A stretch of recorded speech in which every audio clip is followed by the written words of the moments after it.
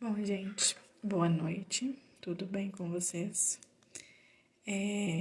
Hoje a gente vai começar a estudar mais dois grupos funcionais, mais dois grupos orgânicos diferentes, tá? Só que antes disso, muitas pessoas me enviaram mensagem questionando algumas dúvidas, algumas problematizações em relações aos exercícios de aprofundamento em relação a álcool e fenol. Então, aqueles exercícios que tiveram mais procura, eu vou estar resolvendo ele aqui, porque às vezes pode ter alguma pessoa que ficou com dúvida e acabou não me mandando mensagem, tá? Então, olha só. O primeiro exercício questionado foi esse número 21. E ele fala assim: o glicerol é uma substância muito importante no nosso organismo, pois reage com ácidos gráficos, originando como produto compostos de extrema importância para o nosso corpo. Por meio de uma pesquisa, identifique a fórmula estrutural do glicerol.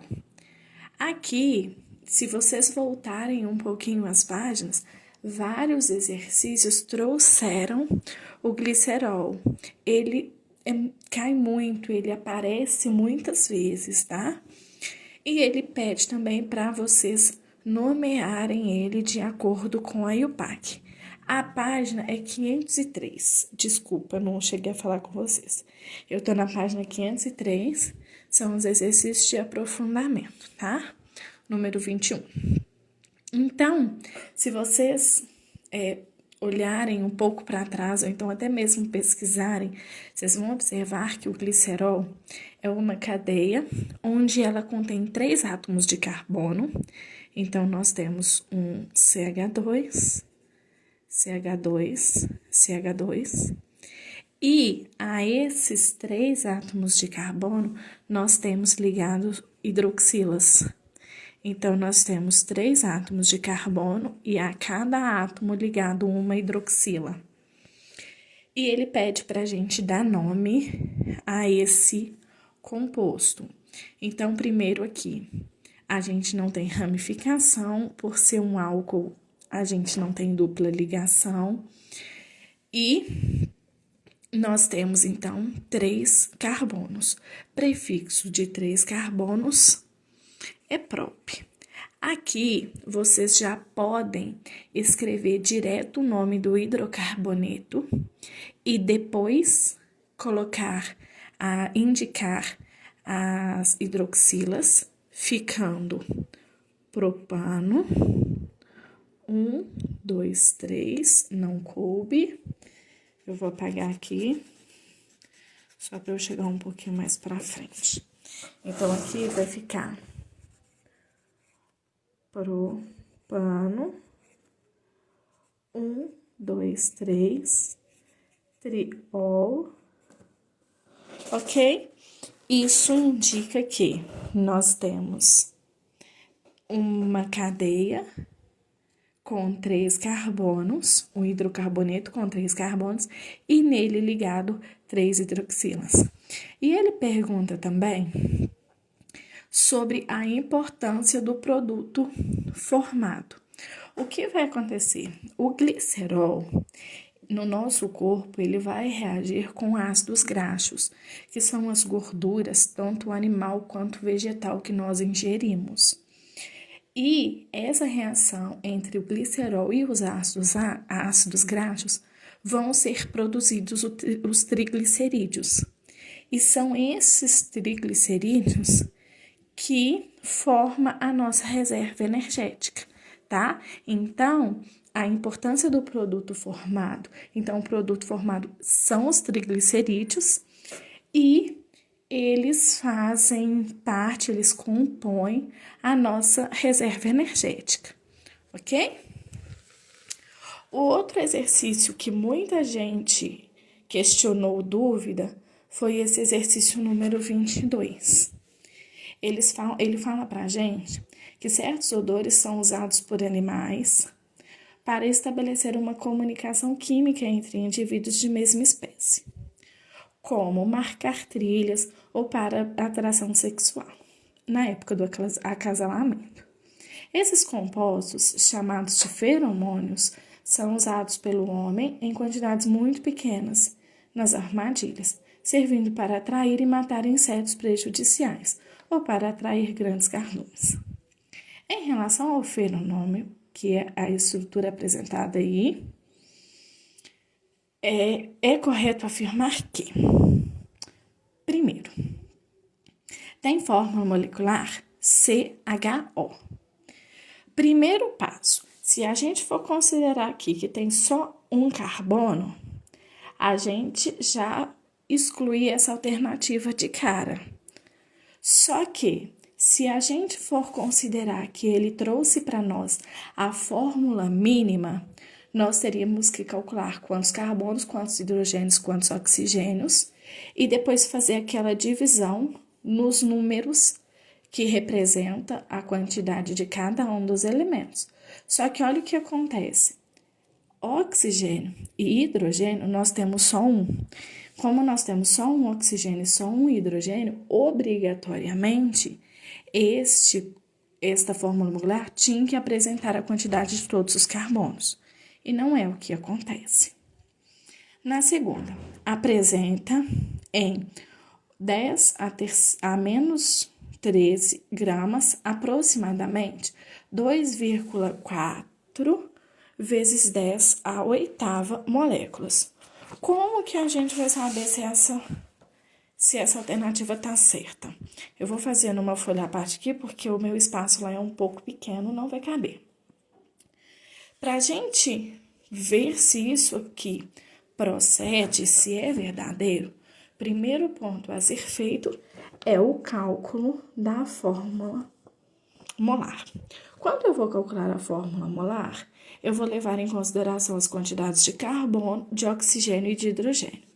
Se vocês contarem aqui, vocês vão perceber que nós temos 16 carbonos, 30 hidrogênios e um só oxigênio. Este já é um indício que essa fórmula aqui, ela não tem fórmula mínima, então não poderia ser apresentada na letra A, certo? E depois nós vamos calcular a massa molecular desse nosso composto. Então, olha, nós temos 16 átomos de carbono e com a massa 12. A gente fazendo os cálculos aqui vai dar 32, 16, que vai dar 192, certo? Isso só os carbonos. Hidrogênio, a massa é 1. 1 vezes 30 vai dar 30. Então, vou somar os 192 do carbono, mais os 30 do hidrogênio e os 16, desculpa, do oxigênio. Aqui vai dar 8, 13. Então, eu tenho uma massa de 238 gramas para esse composto.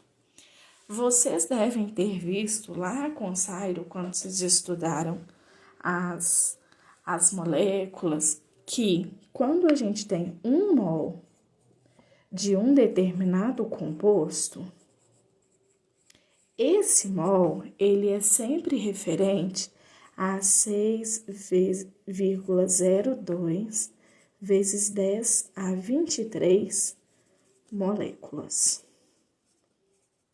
Ok? E o que acontece?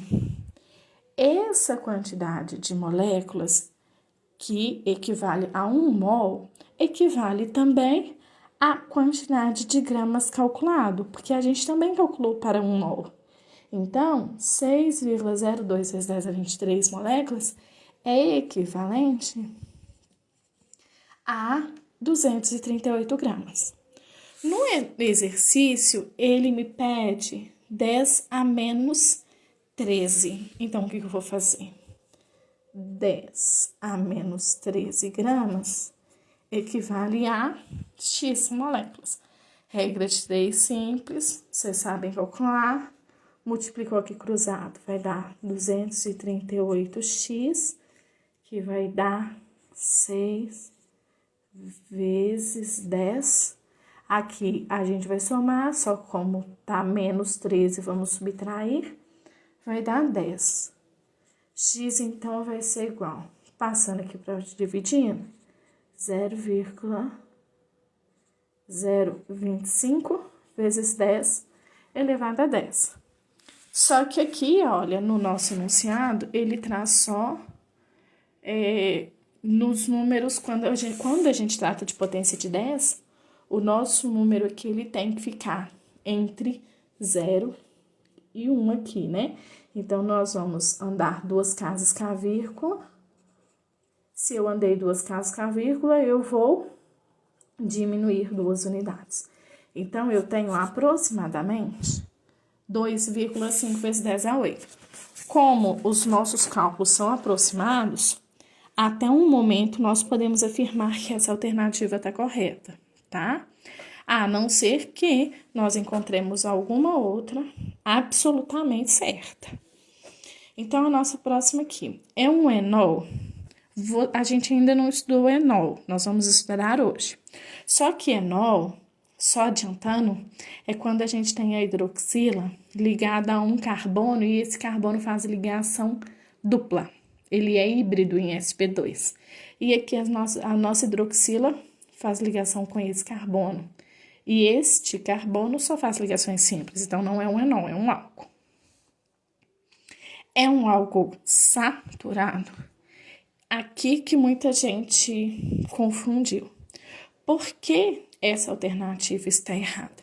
Porque quando a gente trata de um álcool num total, a gente está falando de um álcool molécula. A minha molécula, ela é insaturada, ela traz ligações duplas. Muita gente estava olhando a saturação apenas do carbono, que a hidroxila estava ligado. Ok? Então, aqui, essa também está errada, porque eu não tenho álcool saturado, eu tenho álcool insaturado. Ele me apresenta duplas ligações. E é um hidrocarboneto. A gente já viu, não é um hidrocarboneto, porque ele traz a hidroxila ligada a um carbono que só faz ligações simples, um carbono híbrido em sp3. Então, a alternativa certa seria a letra B, ok? E a 23, ela fala assim: na produção industrial do álcool combustível, a partir da fermentação do álcool de cano, além do etanol, são formados como subprodutos os álcoois. Então, nós temos aí N-butanol, N-pentanol e N-propanol. Ele pede para a gente indicar a ordem de saída desses produtos durante uma destilação fracionada. Primeiro, o que seria uma destilação fracionada? É uma destilação que precisa de um aquecimento, tá? A gente precisa ter um aumento na temperatura. E fracionado por meio da fermentação realizada a pressão atmosférica. Então, a gente está lidando com um ATM. E ele pede para justificar a resposta. Então, o primeiro ponto. A destilação, ela vai ser realizada, igual eu falei, com um aumento da temperatura, com um aquecimento. E como se nós observarmos aqui, olha, todos terminam com ol, certo? E todos tratam de ligações simples, porque tem o an na palavra, o AN na palavra. Então, como a gente trata de álcoois, o aumento da cadeia carbônica é que vai determinar o aumento do ponto de ebulição. Então, o que acontece? Quanto menor a minha cadeia, ou seja, quanto menor carbonos eu tiver, menor também vai ser o meu ponto de ebulição. Então, olha, nós temos 4 carbonos no butanol. Nós temos 5 carbonos no N-pentanol. E nós temos 3 carbonos no N-propanol. Então, quem vai sair primeiro? quem tiver a menor cadeia. Menor cadeia, menor número de carbonos. Então, o N-propanol é o que vai sair primeiro. Depois, vai sair o N-butanol, que tem 4 carbonos. E, por último, o terceiro, o N-pentanol, que vai ser o terceiro composto, o último composto a sair. Ok? Então, fica nessa ordem. N-propanol, N-butanol e, por fim, N-pentanol. E o último exercício que apresentaram dúvidas foi esse exercício 21. Ele realmente é um exercício que precisa de um raciocínio mais longo. Não que vocês não entendam, mas é fácil de se perder nele. Então, vamos ler com calma e fazer uns raciocínios com calma para entendermos. A vitamina 3D é lipossolúvel e opticamente ativa. Certo laboratório produz e comercializa suplementos dessa vitamina na forma de cápsulas, contendo diferentes quantidades de colecalciferol. Essas quantidades são comumente indicadas por UI, que são unidades internacionais de vitamina D3, que tem sua equivalência em unidades de massa. A tabela foi constituída com base em informações da bula desse suplemento, que deve ser usado somente com indicação de profissional de saúde. Então, aí nós temos uma estrutura, que é a estrutura do calecalciferol, que é a vitamina D. Aí, aqui na letra A, ele fala assim pra gente, olha. A partir dos dados da tabela, calcule quanto vale cada UI, que são unidades internacionais, de vitamina 3D em miligramas de calciferol. Indique a forma do calciferol produzida a seguir. Um átomo, então nós vamos indicar nessa forma, um átomo de carbono quiral responsável pela atividade óptica. A atividade óptica é aquela atividade que vai formar um outro composto igual, lembra do espelho? A gente ainda vai entrar mais detalhado nessa parte. Observada na molécula. Então, o primeiro ponto que ele pede aqui é para a gente calcular a quantidade que vale em miligramas de calciferol. Então, primeiro ponto. Se a gente olhar aqui na tabela, olha, eu tenho que 1.000 quantidades de vitamina D equivale a 1 miligrama de calciferol. Então, eu vou colocar aqui, ó, 1.000 UI, que é a unidade, equivale a 1 miligramas do calciferol. Eu vou colocar aqui assim, ó, pra gente saber que a gente tá lidando com ele. No enunciado, ele pede a cada UI. Então, ele pede a uma unidade internacional. Quanto de calciferol eu vou ter? Novamente, regra de 3, simples. Multipliquei aqui cruzado. 1.000x é igual a 1. X vai ser igual a 0,001, que vai ser 10A menos 3 miligramas do calciferol. Ok? Então, a cada unidade internacional da nossa vitamina D, eu tenho 0,001 miligramas de calciferol.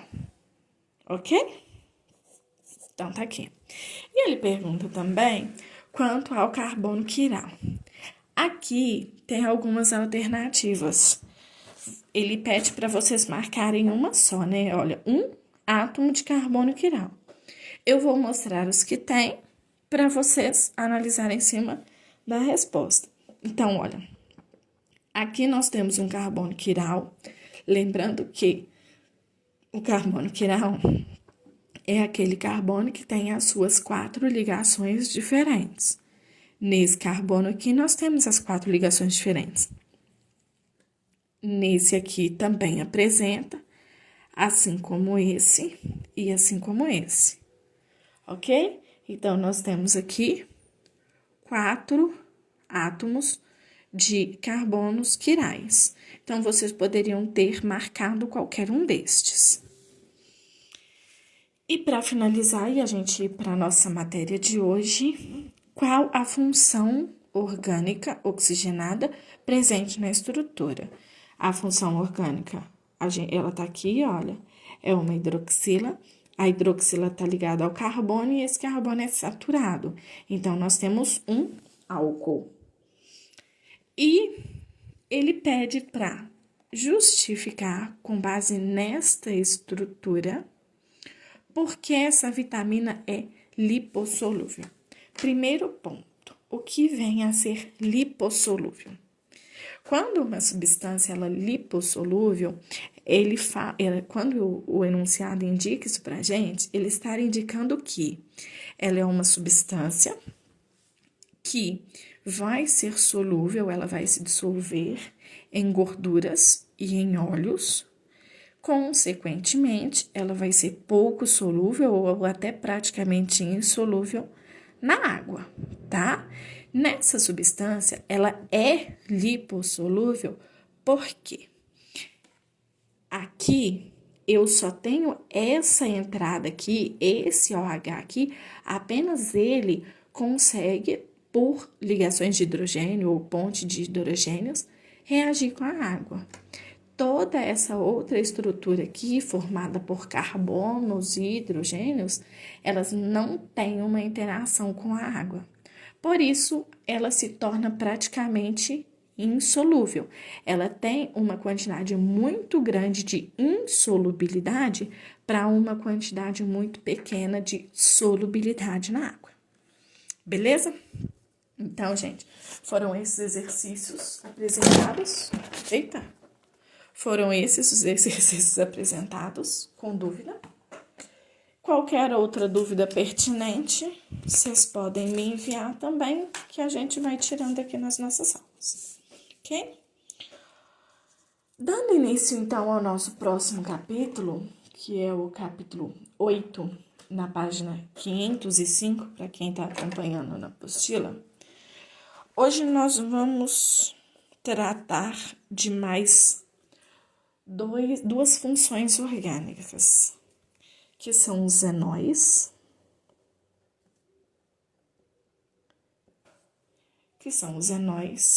e o éter, os éteres.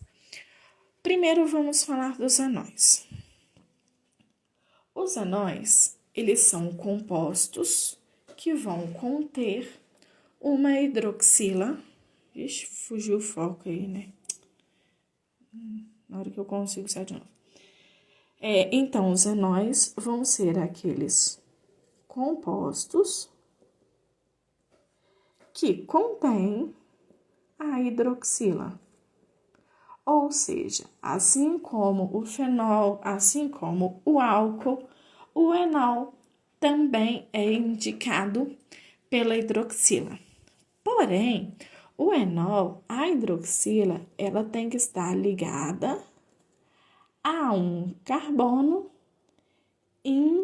insaturado.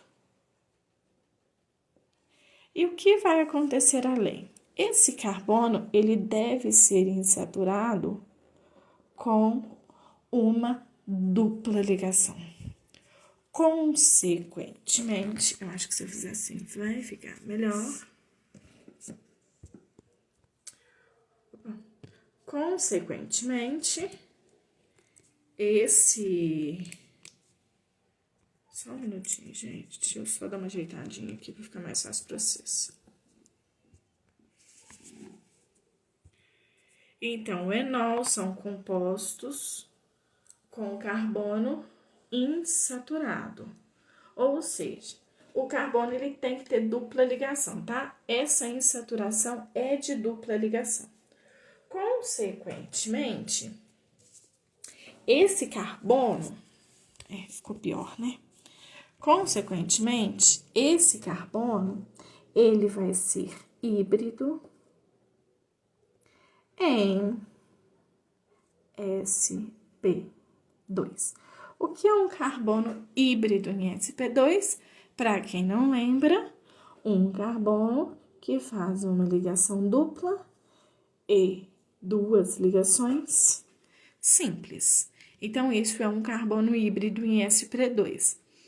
Para um composto ser classificado com o grupo orgânico enol, ele tem que ter um OH ligado a esse carbono.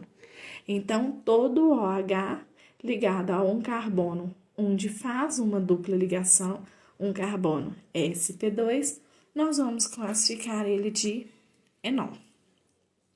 E como nós vamos fazer a nomenclatura desses compostos? Primeiro ponto, a nomenclatura ela é muito semelhante com a do álcool. O que vai mudar vai ser o indicativo da minha saturação. Então, eu vou colocar lá o prefixo do número de carbonos e na hora que eu for colocar a minha indicação de dupla ligação, aqui é que vai mudar. Nos nossos álcool, geralmente ela vinha sempre an. Aqui, obrigatoriamente, tem que vir o en. Por quê? Porque o nosso carbono é híbrido em sp2. O nosso carbono tem que fazer dupla ligação com outro carbono, tá? E a terminação é a mesma, ol. Então, o que vai mudar é só aqui, o en. Alguns exemplos. Vamos supor, eu tenho aqui CH2, dupla CH, traço OH. Aqui, eu tenho uma hidroxila ligada a um carbono. Esse carbono faz dupla ligação com outro carbono. Esse carbono é híbrido em sp2. Então, ele é um enol. Como eu coloco nomenclatura de enol? Prefixo de carbono. 2 carbonos é et. Eu tenho uma ligação dupla entre esses carbonos. Então, é en. E a terminação, ol. Etenol. Ok? Um outro exemplo. H3C, CH dupla, CH3 e o meu OH tá aqui. Se a gente observar a diferença desse aqui, desse primeiro exemplo para o segundo exemplo, nós vamos observar que aqui a nossa hidroxila, ela estava no carbono 1. Então, eu não tenho aquela obrigatoriedade da indicação. Posso indicar e colocar lá et, a minha dupla ligação está no carbono 1. Então, en, a minha insaturação está no carbono 1. Então, ol. Eu posso indicar? Posso. Tá errado? Não, tá errado. Vocês têm que saber fazer das duas formas? Tem que não, mas é aconselhável, tá? Aqui, eu já tenho a obrigatoriedade de mostrar em qual carbono a minha hidroxila se encontra. Por quê? Porque ela já não está mais na extremidade. Então, a numeração aqui deve ser feita para que a hidroxila fique com a numeração do carbono menor. Então, nós vamos começar daqui e ela vai ficar no carbono 2, tanto a hidroxila quanto a insaturação. Então, a nossa cadeia tem 4 carbonos. Então, but, que é o prefixo de 4 carbonos. No carbono 2, eu tenho a dupla ligação. No carbono 2, eu tenho o meu grupo funcional. Então, é ol. But, 2-en, 2-ol. Outro exemplo agora vai aparecer uma ramificação. CH, CH2, OH. E aqui nós temos uma ramificação. Então, olha, nós temos cadeia carbônica, grupo funcional ligado a um carbono que faz dupla ligação, sp2, e aqui a nossa ramificação. Primeira coisa que nós vamos fazer, numerar para que o meu grupo funcional fique com o menor número possível. Então, obviamente, eu vou começar daqui para cá, da direita para a esquerda. Com isso, a nossa ramificação ficou lá no carbono 4. 1, 2, 3, 4. E é ela quem eu vou indicar primeiro. A ramificação, eu vou fazer daqui a pouquinho, tá? Um exemplo com a cadeia fechada. Só um minutinho. Então, a minha ramificação, ela vai ficar no carbono 4 e ela vai ser indicada primeiro. Só um pouquinho, gente. Professora, porque eu tenho que indicar onde está a estruturação e onde está a hidroxila, se estão no mesmo lugar. Então, aqui deu o mesmo lugar. Aqui você já vai ver que não dá no mesmo lugar. Ela nem sempre vão ser no mesmo lugar, tá? Aqui foi só uma coincidência. Aqui também. Só que aqui você vai ver que vai mudar. Tá joia? Olha só. Aqui a sua insaturação tá no carbono 1. Aqui a sua hidroxila já tá no carbono 2. Então, nesse exemplo já ocorre mudança. Então, é sempre bom você indicar, tá joia? Porque aí sana qualquer dúvida. Então, olha, primeiro nós temos o metil, que é a nossa ramificação. Então, 4 metil. Nós temos, então, 5 carbonos. Prefixo de 5 carbonos é pente. No carbono 1, nós temos a dupla ligação. É obrigatório indicar? Não, porque está no carbono 1. Mas se quiser indicar, não tem problema. E no carbono 2, eu tenho a minha hidroxila. Então, ficou 4 metil, pente, 1 en, 1 ol. Ou então, 4 metil, penten, 2 ol. Ok? Um outro exemplo, ele vai misturar cadeia aberta, cadeia fechada, tá? Então, ó, CH3, CH, minha ramificação, CH, CH dupla. E aqui eu tenho um fenol. Então, aqui nós temos um exemplo onde nós temos a cadeia principal, uma ramificação metil e uma ramificação fenil. Lembrem sempre que quando nós temos o anel benzênico, o anel aromático como ramificação, a gente vai ter ele com a nomenclatura de fenil. Ramificações primeiro, elas devem aparecer por ordem alfabética. Então, fenil, F, vem antes de metil. Então, nós vamos começar por aqui, que a minha hidroxila está no carbono 1. Então, 1, 2, 3, fenil, 4, metil. Agora, vamos para a nossa cadeia principal. Ela tem 5 carbonos. Aqui, vocês podem escrever direto pentenol, porque tanto a dupla ligação quanto a hidroxila estão no primeiro carbono.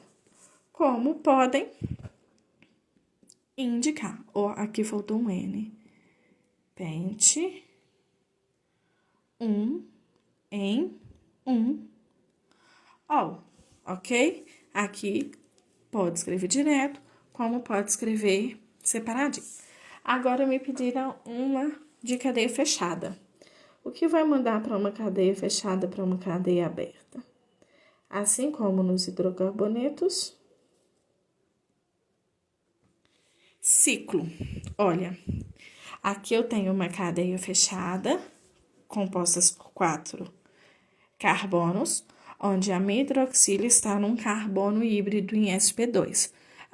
Esse meu carbono faz dupla ligação. Então, primeiro ponto, não tenho ramificações, então eu vou direto para a minha cadeia principal. Se é uma cadeia fechada, ciclo. Ele tem 1, 2, 3, 4 carbonos. Indicativo de 4 carbonos é but. No carbono 1, eu tenho a dupla. No carbono 1, eu tenho o meu grupo funcional, a minha hidroxila, tá? Novamente, aqui você pode escrever tudo de uma vez, sem a numeração, como pode apresentar. As cadeias fechadas, normalmente, elas vão vir hidroxila e dupla ligação no mesmo carbono, tá? Sempre no carbono 1. Isso só vai mudar quando, por exemplo, você tiver que apresentar outra dupla ligação. Aí, por exemplo, nesse caso aqui, ó, vai ficar carbono 1, 2, no carbono 3. Então, aqui vai ficar ciclo but 1,3 de em 1 ou. Essa é a mudança, tá? Aí, você indica que o seu grupo funcional está no carbono 1, no carbono em que a dupla ligação presente também está no carbono 1. Entenderam? Depois nós vamos, espero que dê tempo ainda hoje, da gente fazer mais alguns exercícios da apostila mesmo, para a gente treinar, tá? E tirar as dúvidas pertinentes, tá? E o outro grupo funcional que o capítulo traz é o éter. O éter são aqueles compostos em que contém heteroátomo. Vocês lembram o que é heteroátomo? Para quem não lembra, sim, muito bem, cara. Para quem não lembra, heteroátomo é quando a gente tem um átomo diferente de carbono e hidrogênio entre átomos de carbono. Nesse caso em específico, o meu heteroátomo vai ser o oxigênio, tá? Então, para ser classificado como éter, nós teremos obrigatoriamente que ter um átomo de oxigênio entre 2 carbonos, tá? Então, átomo de oxigênio entre carbonos. Mais para frente, nos exemplos, eu mostro para vocês como isso vai aparecer, ok? E como que é a nomenclatura? Nomenclatura. Aqui vai mudar um pouquinho. A nomenclatura do éter é um pouquinho só mais chata do que a dos outros, tá? Mas não é nem um bicho de 7 cabeças. Primeiro, nós vamos colocar o prefixo. Prefixo é aquele met, et, prop, lembram? De menor número de carbono. Porque o que vai acontecer? Esse meu oxigênio aqui, ele vai dividir a minha cadeia em carbonos antes dele e em carbonos depois dele. Primeiro, a gente vai colocar o prefixo com o lado que tiver menor carbono. E esse lado vai ter o acréscimo de ox, O-X-I. E posteriormente, a gente vai colocar o nome do hidrocarboneto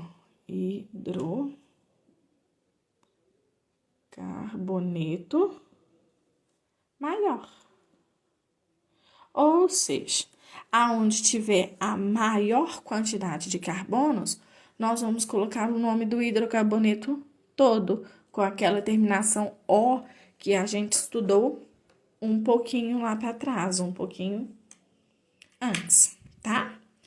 E o éter, a gente também pode escrever ele de uma outra forma. Como seria essa outra forma? A gente coloca a palavra éter, que é para indicar a minha função orgânica. E depois a gente vai colocar o nome do primeiro grupo, ou seja, o meu Ozinho tá aqui, né? Eu tenho carbono do lado de cá, eu tenho carbono do lado de cá. Então, primeiro eu vou colocar o nome desse grupinho aqui, ó, tá? Com a terminação ílico. E depois eu vou colocar o nome do meu segundo grupo com a mesma terminação. Ok? Essas duas são aceitas. E um pouquinho mais para frente, eu vou mostrar uma outra nomenclatura que também é aceita para o éter quando tiver na cadeia do composto aquelas ramificações que a gente viu presencialmente ainda, que tem aquele lá, terc-butil, isopropil, N-butil, lembram disso? Eu repito a segunda assim. Então, a gente tem uma outra nomenclatura também, só que essa terceira nomenclatura é só para quando a gente tem um daqueles grupos específicos, que traz lá é o último capítulo da apostila 1 de vocês. Eu não me recordo ao certo qual o número do capítulo, mas depois eu verifico e passo para vocês direitinho. Mas não tem como vocês errarem, eu sei que vocês se lembram também. Mas vamos aqui, me pediram para explicar a segunda. Eu vou explicar através de um exemplo. Talvez, na hora que vocês virem um exemplo, vai clarear um pouco mais as ideias, tá? Mas se não conseguir entender, só você mandar um aí de novo, ainda não entendi, que a gente explica de uma forma um pouco diferente, ok? A gente tenta pelo menos, né? Então, vamos aqui, ó. Primeiro exemplo, CH3, CH2, O, CH3. Eu vou fazer esse exemplo aqui. Eu vou fazer nessa primeira nomenclatura, depois eu faço na segunda, tudo bem? Na primeira nomenclatura, olha o que eu tenho que colocar primeiro. O prefixo de menor número de carbonos. O lado de cá, eu tenho 2 carbonos.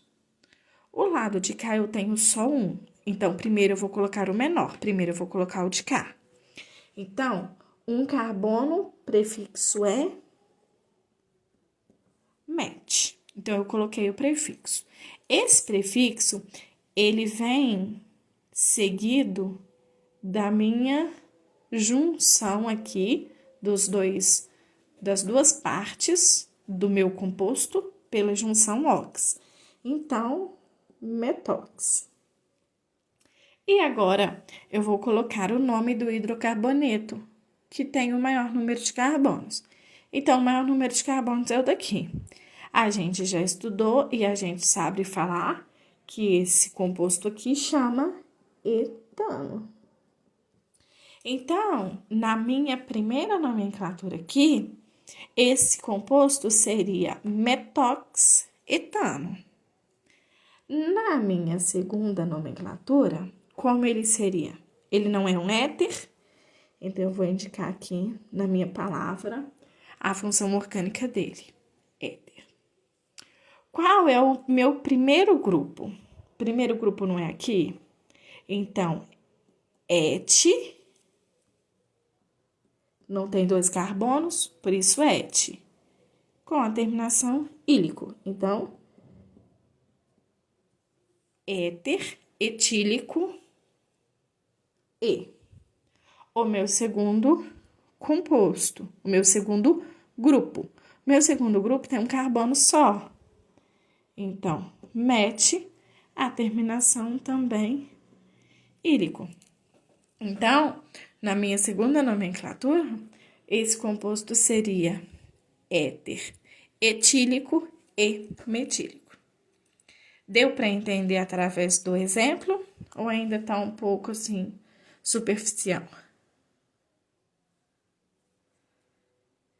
Já quem apresentou dúvida aí.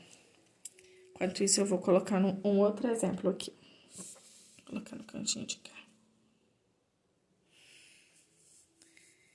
Se tivesse ligações duplas aqui, que você diz, o que acontece?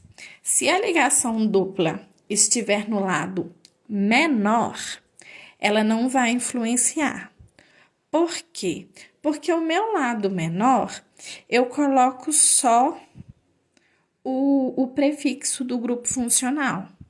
Agora, se a dupla ligação tivesse no lado maior, seria só você trocar aqui o an pelo em, tá? Você ia indicar ele só aqui. Tudo bem?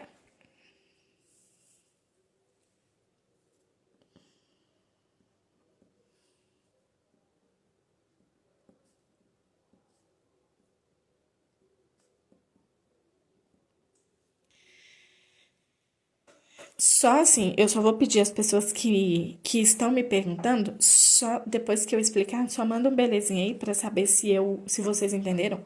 Ou então, se vocês quiserem, manda a mãozinha lá com o dedinho pra baixo, que deu ruim, que vocês não entenderam, que eu explico de novo, a gente faz um exemplo, a gente vai fazendo o máximo para vocês poderem entender, tá?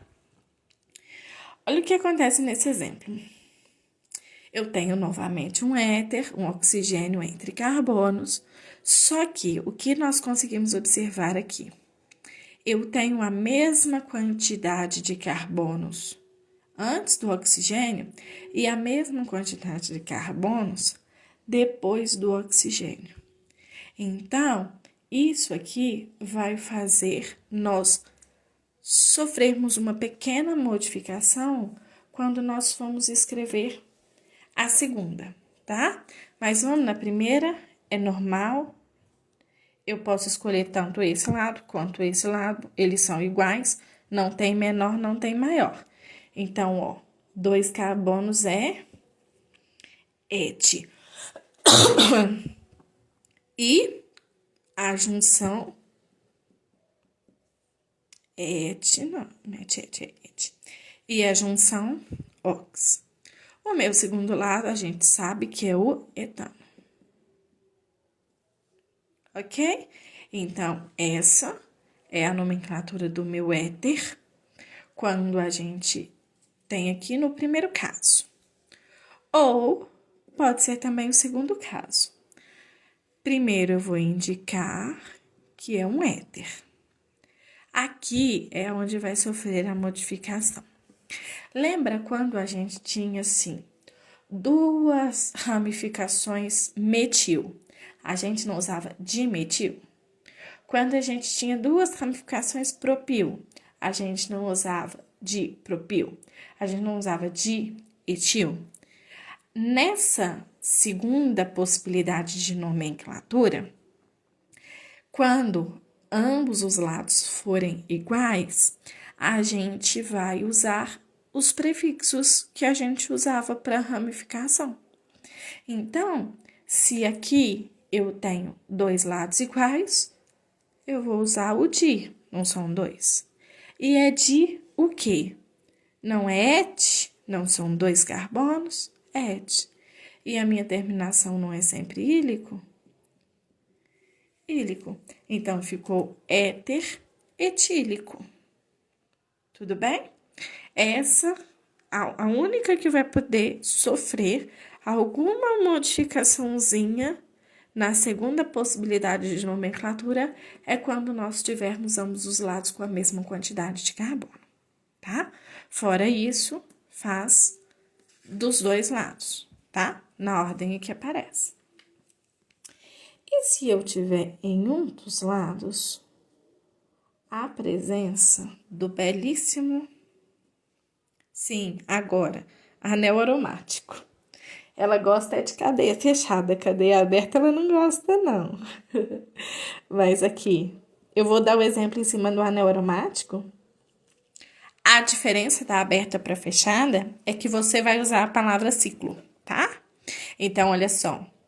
Se a cadeia fechada tivesse no lado menor, ia ser ciclo etox. Se a cadeia fechada tivesse no lado maior, ia ser etox, ciclo, etano. A diferença da aberta para a fechada é só a inclusão, é só aumentar, colocar, né, a palavra ciclo antes do que você vai escrever, antes do que você vai se referir, tá? Então, ó, se a cadeia menor fosse ciclo, ia ser aqui, ó, ciclo etox. Se a cadeia maior fosse ciclo, ia ser ciclo etano, ok? Olha só esse exemplo aqui, que bonitinho. A gente tem um anel aromático, esse anel aromático ligado a um oxigênio e esse oxigênio a outros 2 carbonos. Como a gente daria nome a isso? Primeira possibilidade aqui, menor carbono, menor número de carbonos. Então, vai ser esse aqui, certo? Porque aqui nós temos 6. Então, 2 carbonos, et, com a junção ox. Isso aqui é como se a gente tivesse um anel aromático em uma cadeia principal. Quando a gente tem um anel aromático em cadeia principal, a gente nomeia ele de benzeno. Então, anel aromático, cadeia principal, benzeno. Anel aromático, ramificação, fenil. Então, ficou etox, benzeno. Ah, eu não gosto de escrever desse jeito, não. Vamos no outro.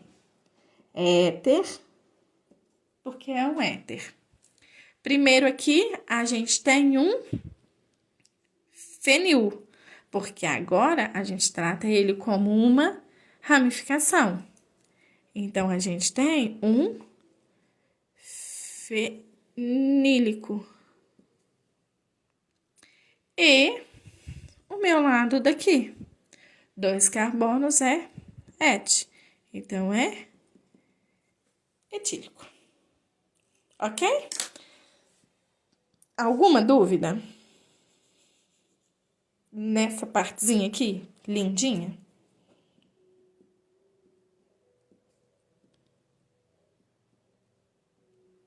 Pelo jeito não, né? Porque ninguém me falou nada. Sumiram todos?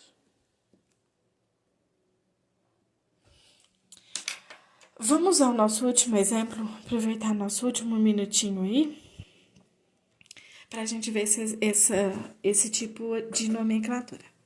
Aqui foi quando eu falei com vocês que a gente tem em um dos lados aquelas ramificações específicas que a gente estudou lá na primeira apostila.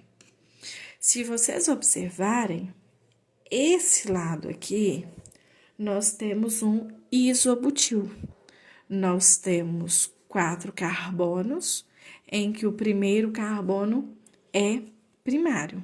Então, aqui nós temos um isobutil. E aqui nós temos a presença de 2 carbonos. Quando nós temos aquelas ramificações específicas, nós vamos colocar o nome sempre assim. A ramificação específica, então, isobutil. Depois, esse ladinho aqui, que é uma ramificação mais tradicional, que é o etil. E, por fim, éter. Então, repetindo, a gente tem em um dos dois lados uma daquelas ramificações específicas que a apostila 1 traz. Então, nós vamos denominar ela, nós vamos identificar ela. Então, tá aqui, isobutil. Depois, nós vamos tratar o segundo lado do oxigênio, a segunda ligação do oxigênio, também com uma ramificação, etil. E no final, a gente indica o éter. A gente indica no final o nosso composto. Tudo bem? Vocês vão fazer assim, quer ver? Na apostila, tem um... O lado que tiver ramificação sempre vai ser primeiro. Então, o que acontece? Sem ser neste caso aqui, a gente não vai tratar nenhum caso como ramificação. Tá vendo? Que se a gente excluir esse caso aqui e a segunda nomenclatura do anel aromático, nada é tratado como ramificação, tá? Vai ser tratado como ramificação só o anel benzênico, que a gente vai colocar ele como fenil, que vai ser o fenílico, ou então quando a gente tiver uma daquelas ramificações específicas, que é aquele isopropil, isobutil, terquebutil, secpropil. Então, qualquer uma daquelas que vocês tiverem em uma das duas ligações, não precisa ser necessariamente nas duas. Em uma já basta, que é só em um lado. Aí, você está tratando isso aqui como uma ramificação. Consequentemente, você vai tratar o outro lado como ramificação também, tá? Só nesse caso que trata como ramificação específica. Tem o exercício da apostila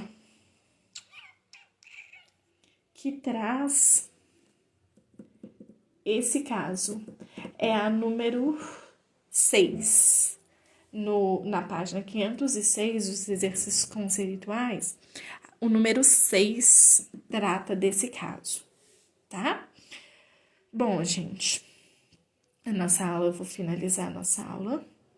Espero que vocês tenham gostado, tenham entendido. Estou à disposição. Porque o éter foi para o final? Justamente porque aqui nós temos uma ramificação daquelas específicas que a gente viu. Uma ramificação, vamos colocar ela como uma especial. Aí o éter vai para o final, tá? E aí, qualquer dúvida, eu tenho 8 segundos. Então, qualquer dúvida que vocês tiverem, eu estou às ordens, tá?